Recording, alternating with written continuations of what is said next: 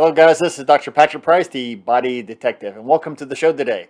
Today, I have martial arts pioneer and legend Erik Paulson on the show today, and we have a good show for you guys. We're going to talk about a couple things, especially martial arts and spirituality. So stay with me to hear the greatest from Erik here. But now, Erik is not just a pioneer of martial arts. He basically was the MMA of martial arts before we had MMA. He was a Shuto champion in Japan, fighting there. And that was bare knuckle fighting back in the day. And then he came back to the United States. It has several systems today that he teaches. The CSW, he does Brazilian Jiu-Jitsu, and many of the systems Erik is a master in. He's worked with the Guru Danny Inosanto and been like his sidekick for many events over time and knows his systems very well as well. So guys, there's not a lot of things Erik Paulson doesn't know when it comes to martial arts. And if he doesn't, he'll know somebody who is quite proficient. So let's welcome today Erik Paulson to the show, and everybody give him a good warm welcome.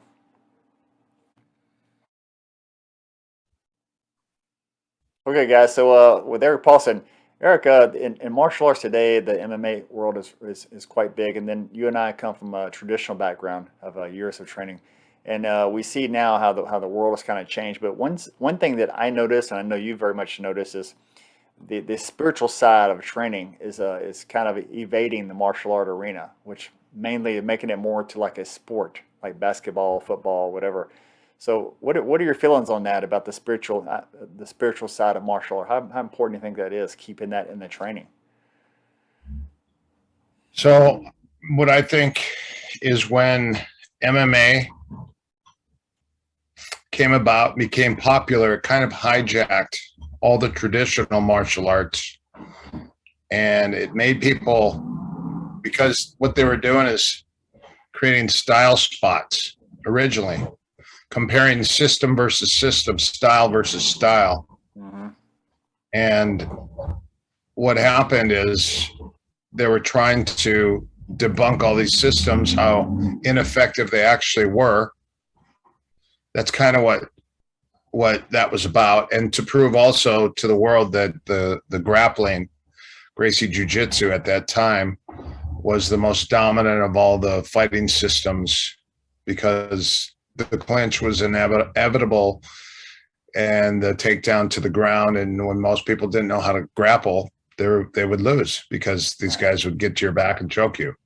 So what happened is a lot of people watched that, and as the years progressed, each year it progressed, they asked me, what would it take for MMA, which was NHB or Vale Tudo, or it wasn't even MMA. It was no holds barred. No holds barred, right? Yeah, or Vale Tudo. Anyways, they said, what would it take for that to become extremely mainstream? And I said, weight divisions and gloves. And they said, why? I go, because a lot of people think it's already brutal because it's like an all-around fighting system.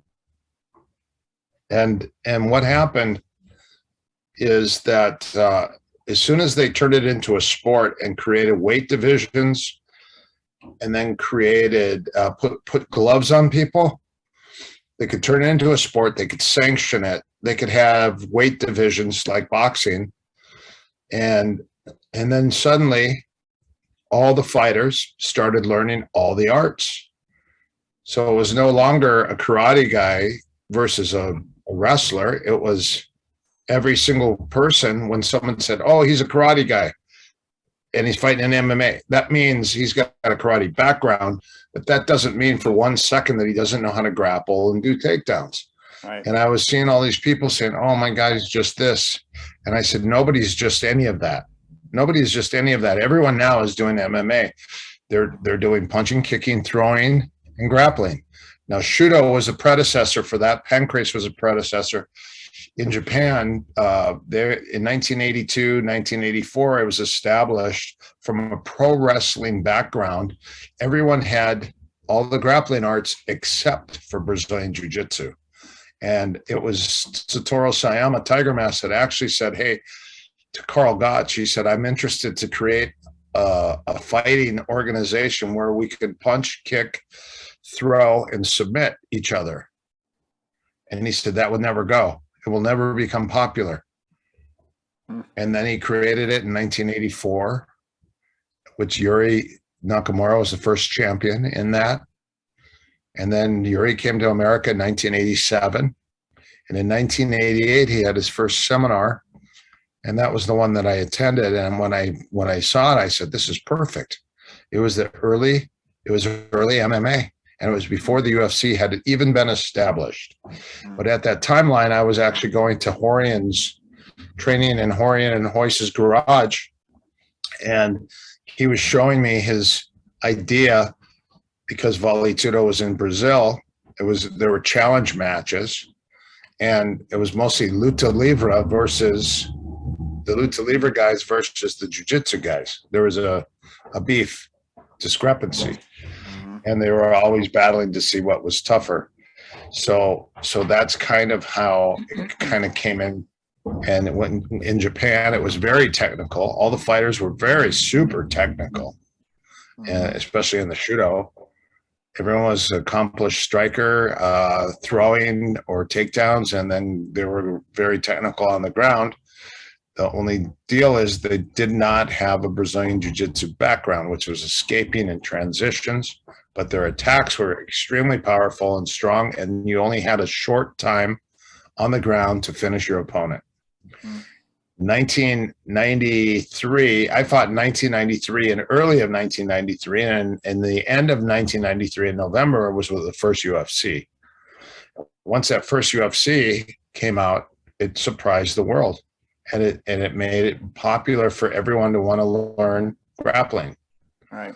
They're like, wow, who's this Gracie guy? And he's beating everybody. And that was the whole thing, was to teach the world that the grappling was something, it was uncharted territory. Mm-hmm. So then everyone and their mother today, now, it was a joke, but we were going to put ground karate on our school. I was just going to say ground karate. And then these guys were like, we're going to call it Mexican ground karate. So, but the word karate sells to the general public because everyone knows what karate is. But if you say ground karate, they're like, wow, what is that? Well, it's the grappling arts, basically. Yeah, we call it ground. We just call it ground fighting in our schools. It's like ground fighting. Just ground fighting. That's it. Yeah. Right. So here it is. Now every school has a jiu-jitsu teacher, even if it's a karate or a kickboxing school. And now I'm finding that all the Gracie Baja schools are now adding Muay Thai and striking. Right. That's the program. That's it. When I went to England, all these karate schools, they all started calling it MMA. So my MMA seminars in the 90s were on fire there because everyone wanted to learn MMA. They didn't even have mats. So I'm going to say that when the UFC came out and everyone started learning MMA, it kind of hijacked the traditional martial arts. JKD kind of disappeared a little bit, the popularity of JKD, because now everyone wants to learn MMA. MMA is modern JKD, except for the trapping, and because JKD had striking, they had different ranges. They had the striking, the punching, the kicking range. They had the trapping and clinching range, elbows, knees, and headbutts in the traps. And then they had the ground locking system. Now, the ground locking system originally that was taught was all uncontested. Now, the difference today is all the ground is completely contested. So guys are learning moves only so they can use them in either sport or in a real rolling situation. So that's kind of what hijacked the traditional martial arts, was the MMA, because everyone started doing MMA. So now a guy's learning how to strike half-ass. He's learning how to clinch half-ass. He's learning how to wrestle half-ass. He's learning on the ground half-ass. Put it all together, it's MMA. Right. You got a little bit of all, but not a lot. But then you get these guys who are highly accomplished as a Muay Thai fighter, as a boxer, as a jiu-jitsu, Japanese jiu-jitsu, judo stylist, sambo stylist. Then they have to learn the striking. Then they have to learn the ground and pound. Then they have to learn the different submissions. Now, the submission game is the same as the fashion industry. Mhm. The skinny tie was in, the skinny tie went out, the skinny tie's back. The fat tie was in, the fat tie was out, the fat tie comes back. Bell bottoms were in, bell bottoms go out, bell bottoms come back. Right. Leg locks were in, leg locks went out, leg locks are back. And they're back. Right. So guess what? Now you need to work all the upper body attacks because people forgot about them. So It's just funny. So back to my subject now with this, with this happening, is MMA has become really a sport. You know, it's like you have gloves, you have equipment, you're training. It's not like a street, no gloves, fingers to the ice type stuff. But it can be though. It can be, but the spiritual side is not taught in the school. That was my point of talking about that. Is you don't see that. That's where it gets lost because it how do you gets feel? lost. What's your point of view of that? About how important is that to keep in the systems of teaching? In this day and time, it's extremely important to bring it back in because what do you believe in? I mean, where are you going to go? Do you believe in life after death? You should. I mean, it's proven you never die. Your soul never dies. All you do is just change form. I mean, we are a ball of light living in a human body, a biological body. And then when we lose this body or this avatar, your soul, which is your energy, which was God created, come from God, go to God. What happens? It just leaves you, and you go to where you're supposed to go. Right, but before we go deeper there, because I know you and I could go there all day long. Yes, I want to address first all in the surface area of how can martial artists out there, other schools, other instructors that be listening to this, how can they implement that side of the spiritual content that's been lost from traditions? Like I know you teach a meditation in yours. If other instructors are listening right now, what would be important for them to know to keep their school an ageless school, a system where actually students come not just to get in the ring, they come actually to personal development. They come in here to learn to be. You have to start adding the discipline aspect, which is bowing in, bowing out. Yeah. Now, whether it's being on time, if you're late, you get push-ups, or you get 50 jump squats or 50 squats or 50 push-ups because you're late. You ask for permission to come onto the mat. You start the class with a little talk, and then you warm up to get the energy flowing. Then you center and ground yourself. Grounding is extremely important. Maybe not before, but after. At the end of your training, you ground yourself. You sit on the earth, put your hands on the earth, you sink, and you align yourself, put yourself in divine alignment, attached to God, creator, source energy, and connect to Gaia, Mother Earth energy, where we are now, third dimension. And when you connect in your heart.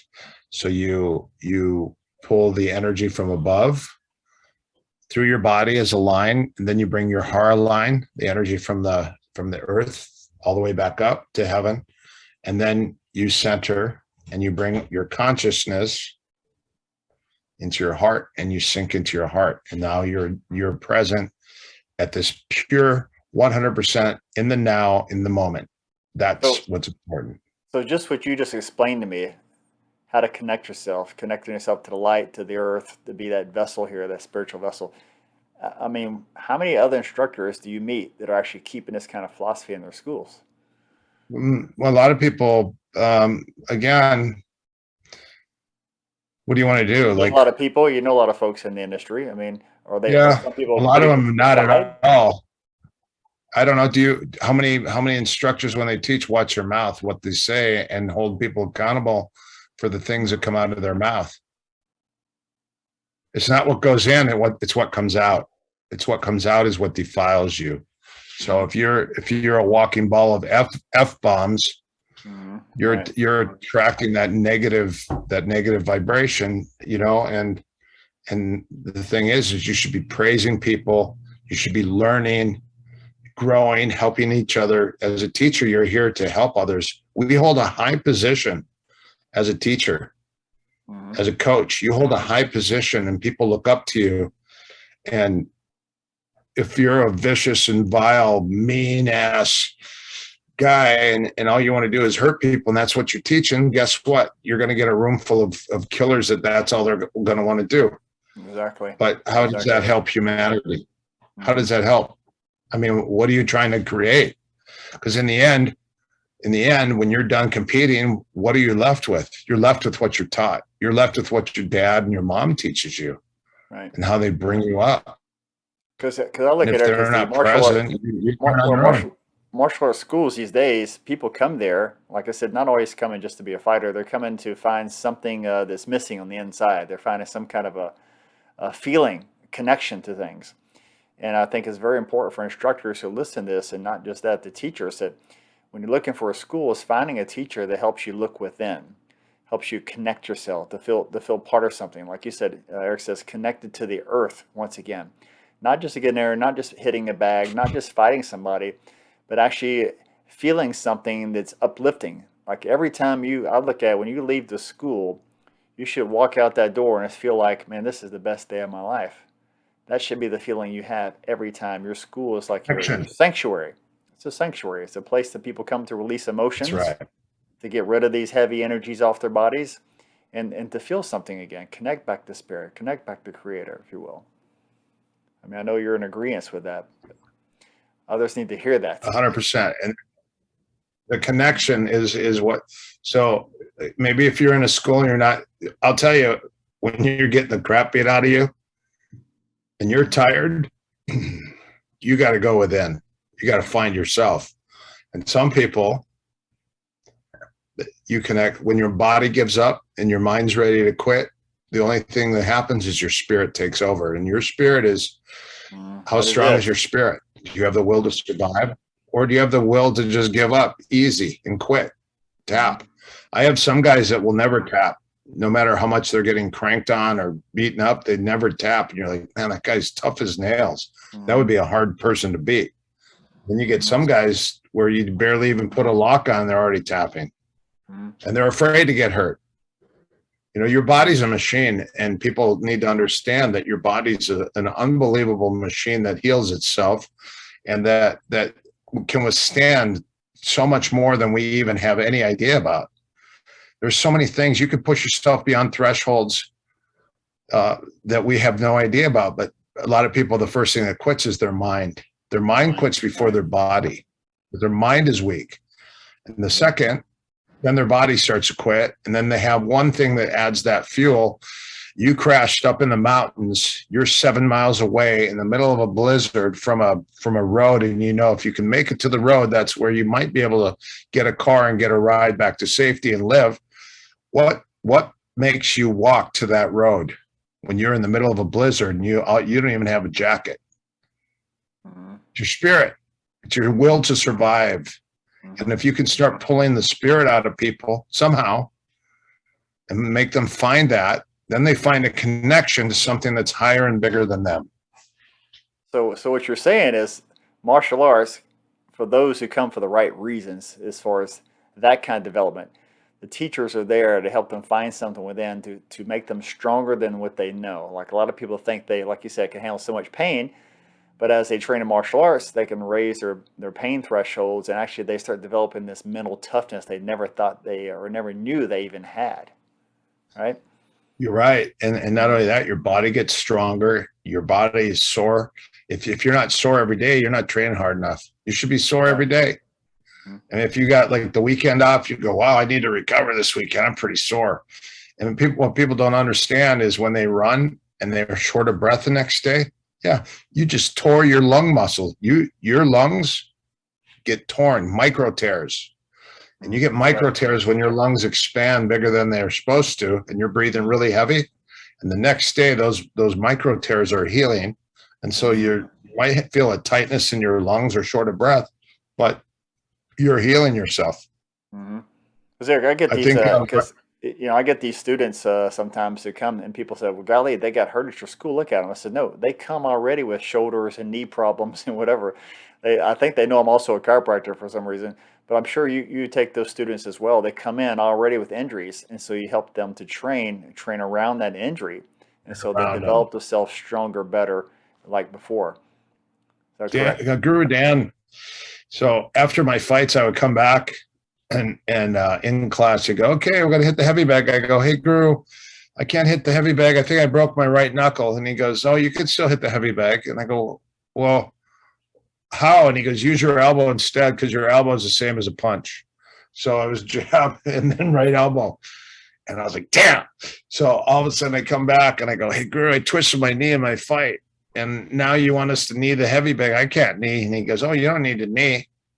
You don't need to knee. Just throw your right punch, because it's involving the hip and it's the same thing. Hey, so Guru. What you're saying is he's never accepted an excuse not to do something, right? Right. And you work around your injuries. And then so like your right shin, I kicked the guy in the knee, and I have a big old buccal, a big old bump on my shin. I can't kick pads and stuff. And he goes, hey, we're kick that kickboxing the heavy bag. I go, Guru, I can't hit the heavy bag. He goes, yeah, you can. You can throw in the right knee instead of a right kick. It's the same movement. And so I was like, damn. So look at Professor. Many times, I'm sure many times you hear that, right? As students come in, well, my shoulder's hurting. And he said, well, let me see. You have 3 other limbs to use, and you can just put that in the back. I mean, that's what my old teachers always taught me. No matter what hurts, if the left knee hurts, put the left knee in the back and use your right knee in the front. Never let him slip out of that.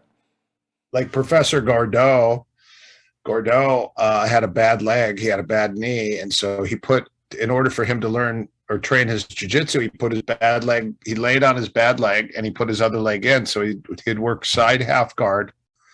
That's how the side half guard became popular. They're like, hey, look at this guy doing side half guard. And he was just protecting his bad leg.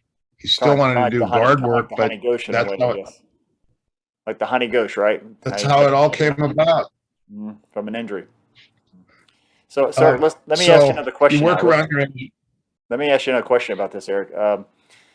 So in a school, students they come to I look at it as a martial arts school should be a pristine place. It should be like a sanctuary. No matter how old it is, new it is, it's your sanctuary. It's a place where you walk in the doors and you leave the outside world behind. At least that's how I was taught, and I'm sure you were too. So when you have a school, what is your best advice for other teachers out there, how to keep the energy of their school clean? Because a lot of people come there and dump all their emotions there in that school. How do you tell people to keep a clean school energetically? First thing we do is we clean our school. We clean the mats. Okay. We wipe down the bags. We wipe down the pull pads. We don't leave anything the way it is. Fighters, when they come in, you have to clean up after fighters, because they pour their protein powder, they leave it on the floor, they kick it around, they think it blends into the ground and it's gone instead of cleaning it up.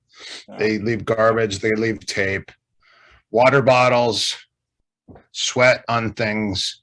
So you have to clean your gym after every session. You have to mop the mats and wipe everything down. We have Smell Good Febreze smell goodies plugged into the walls, so our gym doesn't smell like a boxing gym or an armpit. Our bathrooms smell good. We have the smell good things in the bathroom. We make sure our floors are clean. Our front floors are clean. You have to wear flip-flops in the bathroom because there's pee on the floor. And we clean our bathrooms twice, once after the morning and then once at night before we leave, because they're going to be dirty. People always mess the bathroom. Wipe them down. Another thing is we don't chintz out on toilet paper. I had a partner before that said, oh, we use too expensive toilet paper at the gym and the paper towels are so he's buying this 1-ply toilet paper and paper towels. And I'm like, you can't chintz out on that stuff, because people respect the fact that you're given a quality, not only quality teaching, but quality products.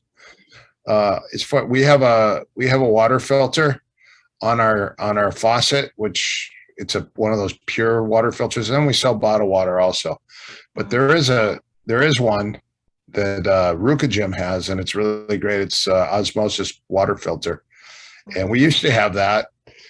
But again, my partner decided that he thought it was too expensive, so he took it out, which is ridiculous because it's the cheapest water type of water you could drink. We have it here at the house, so just reverse osmosis.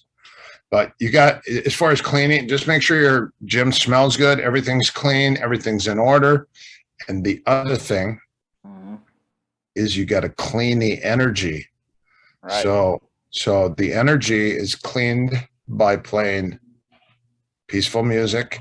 When you're training, you can play heavy metal and whatever you want, rock and roll. Who cares? Whatever you want, whatever gets the energy, the vibrational energy up. But afterwards, at the end, play some nice music. When nobody's there, we sage the gym. We sage the gym. We have incense burning like Palo Santos. There's also a Moldavite incense. We burn frankincense and myrrh incense. Frankincense is a clearer and myrrh is a sealer. Palo Santos, if you sage, you use Palo Santos at the end. It seals the room. Don't use Palo Santos by itself. Use it at the end after a sage. And we walk around and hit every corner. And then what I do is I sit down in the room. I put my hands on the floor. Me personally, especially if I've been gone, and I bring the Holy Spirit into the gym. I do a meditative prayer and I ask for the Holy Spirit and the archangels to come in and clear the room, ceiling to floor, wall to wall, northeast, south, and west, top and bottom. And I'll ask that 3 times, and I'll play some music. I'll play the shofar sounds, and it calls in the heavenly archangels. The archangels will come in and clear your gym, ceiling to floor, wall to wall, northeast, south, and west, top and bottom. You can also open something called an Arcturian download, which is a beam of light from above, the Arcturian download, and then you bring in Yeshua, Mother Mary, Archmichael, Archraphael, 100,000 blue light warrior protection angels into your gym and ask them to clear the gym, ceiling to floor, wall to wall, northeast, south, and west. Some people think that's hocus pocus or whatever, but I'm going to tell you the energy, it changes the energy in the room. Now, another energy enhancer that I have was something that I got from Robert Aviles, Anthony Aviles. And when he put the whale technology into the liquid light and created those discs, Harmony disc, right? The pendants, right? But he created a big one. There was a big one. It had the whale technology in it. And it's funny because I put it on a stand and I was teaching a private lesson. And we were at the other end of the gym. We were 30 feet away. And this guy rolls all the way across the floor and hits the stand and breaks it. Wow, he broke it.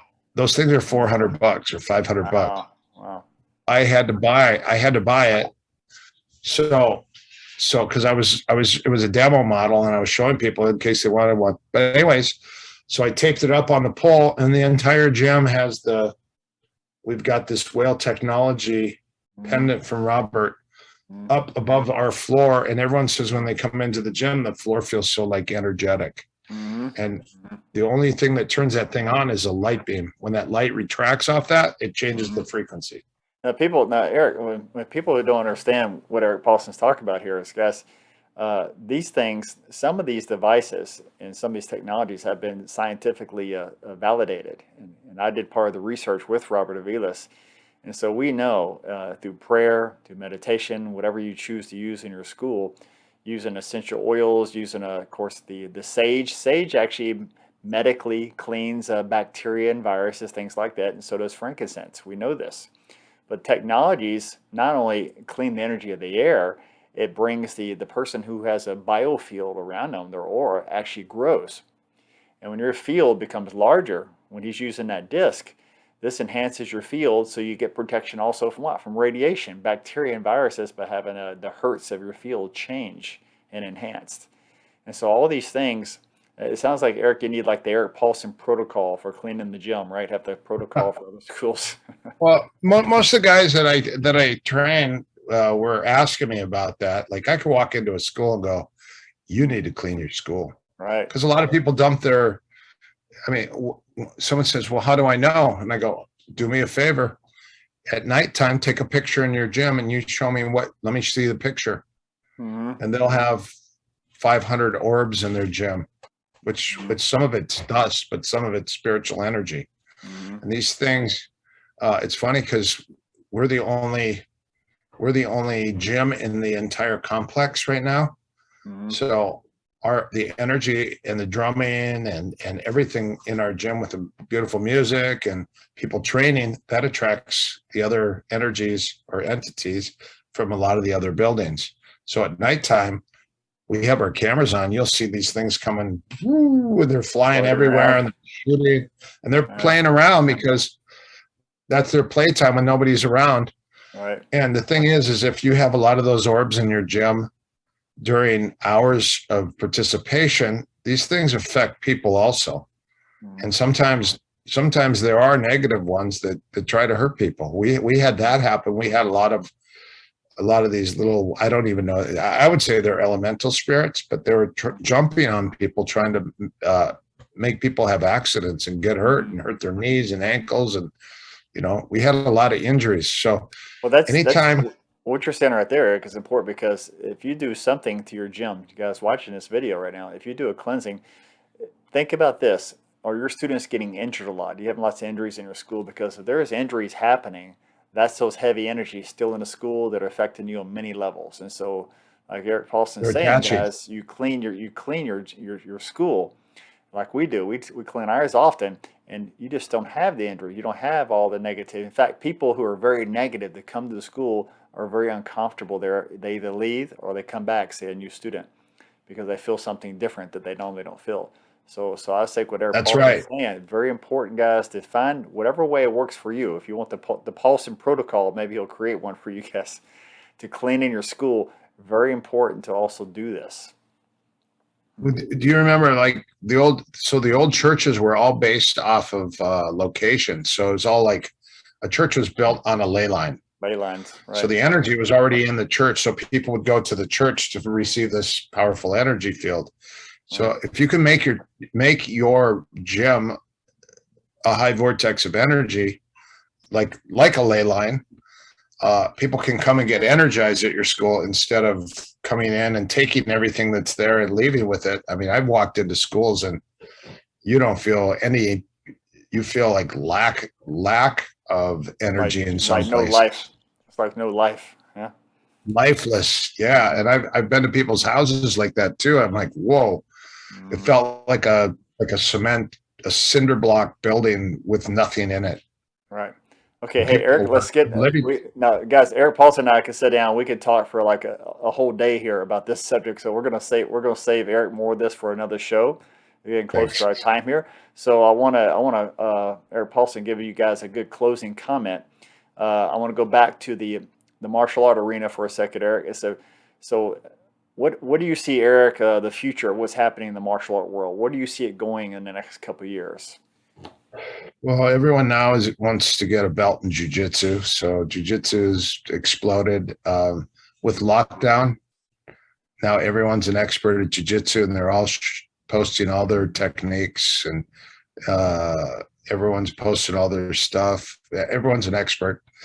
That's what I've found. And a lot of people are not giving any credit to where they're getting their information from. And that's a huge one. What they're doing is they're seeing a Instagram post or a TikTok post and they're copying it. And then they're not giving any credit where credit's deserved, where they're learning their information from, or just how about at Erik Paulson or a hashtag CSW, because they want to pretend like, oh, I've stumbled and created this on my own, when it's like, hey, and then not only that, I mean, we're learning information that has been around for thousands upon thousands of years. You know, there are obviously unique tweaks and variations that people are creating stuff, but you know, the general movement or the move, they've been around for quite some time. But how about giving a little credit to some people that you're learning some of your stuff from?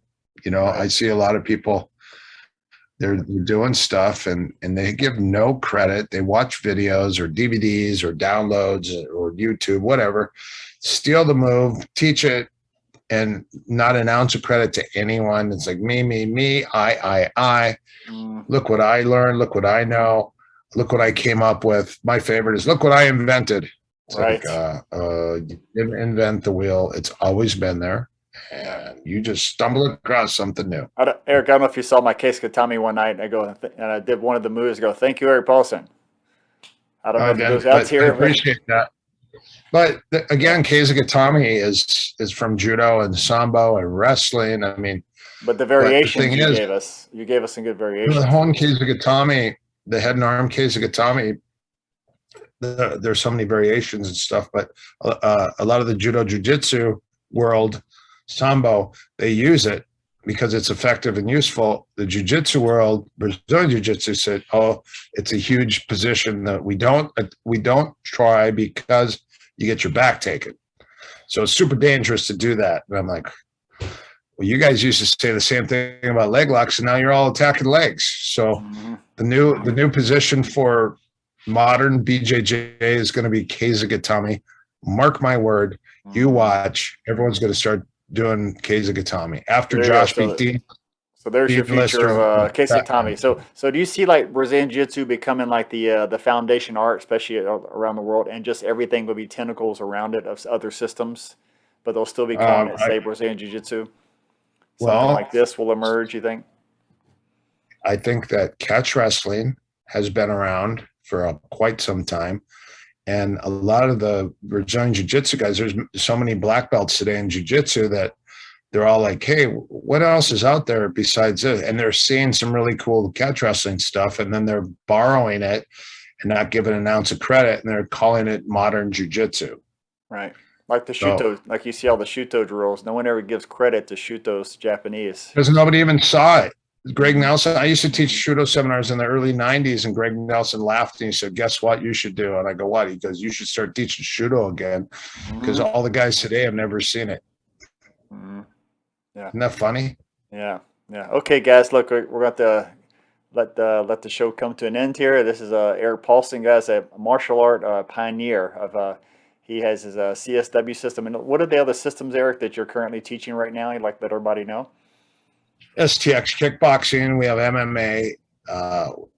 We have Brazilian Jiu-Jitsu, catch wrestling, the CSW program, and boxing. And then we also have Lionel, who does the massage. He's got a lot of clients. It's like a helot style of healing massage. He does that at our school. Healing arts are just as important as the destruction arts. Yes, you have to learn both. The highest level of a martial artist is healing, not so much hurting anymore. You should have the ability to hurt and destroy somebody, but you should also have the ability to heal and fix them also. Yeah. So maybe that'd be our next show. Next show we'll talk about the healing side of what persons, martial artists can do to heal their body from the traumas they receive. Okay, guys. Thank you, Erik Paulson. Always great talking to you, Erik. Hopefully get his lovely wife, Tanya, one day, have the woman's perspective of martial arts on here.